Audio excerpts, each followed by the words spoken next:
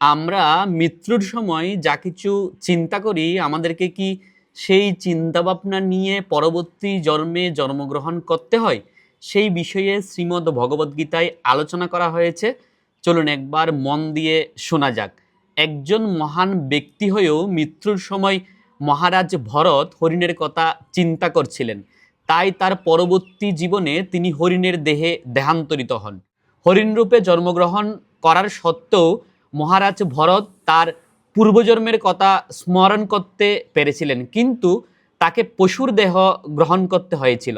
সাধারণত জীবিত অবস্থায় আমরা যে সমস্ত চিন্তা করে থাকি, সেই অনুযায়ী আমাদের মৃত্যুকালীন চিন্তার উদয় হয়।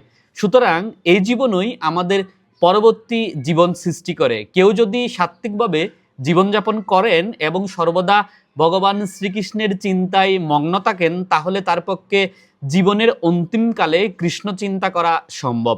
সেটি তাকে শ্রীকৃষ্ণের পরা প্রকৃতিতে স্থানান্তরিত করতে সাহায্য করবে।